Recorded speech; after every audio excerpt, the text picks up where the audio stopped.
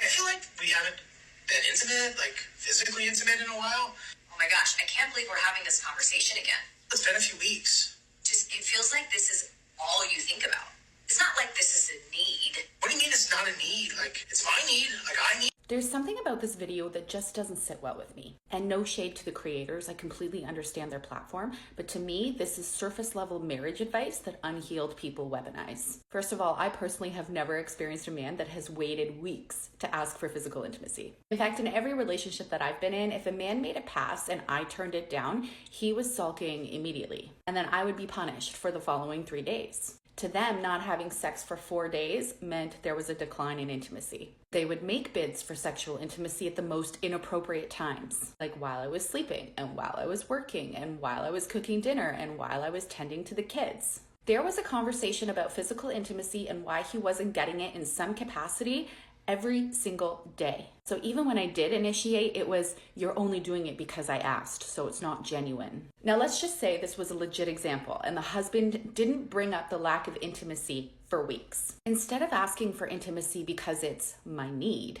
a healed man, a man that genuinely cared about and respected his wife and not just about getting his needs met, would be asking his wife what's wrong. He's not caring about the sex. He's caring about her emotional world that caused the decline in sex. But unhealed men, one, don't understand that, or two, they don't care to understand that.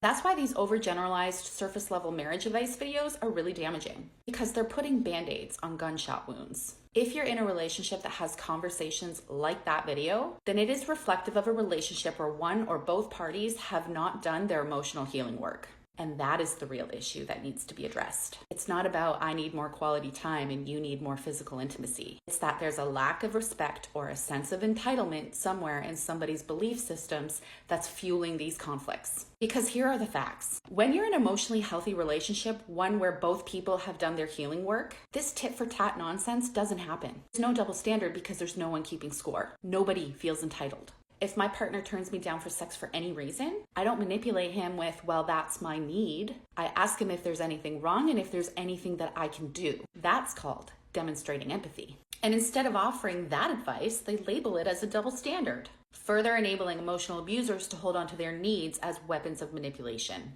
Emotional abusers love surface level content like this. One, because that's all they can understand. Someone who lacks empathy isn't going to be able to pick up on these nuances. And two, because the content focuses solely on getting your needs met. It's not about understanding the other person. It's not about mutual respect. So they use content like this to further manipulate their partner. When you're in a relationship that's genuinely built on mutual respect, it's okay if there's a lull in your sex life because you foster intimacy in other ways. Emotionally healthy people don't rely solely on physical intimacy to meet their intimacy needs. They have done their emotional work, so they have the skills to create emotional intimacy. Not only that, but when a man can provide deep emotional intimacy and has created a safe space for his wife to share, if a woman isn't in the mood when you make your bid, you bet she's going to be jumping you as soon as she can. She will be craving that physical intimacy because deep, passionate physical intimacy is the natural response to creating emotional safety.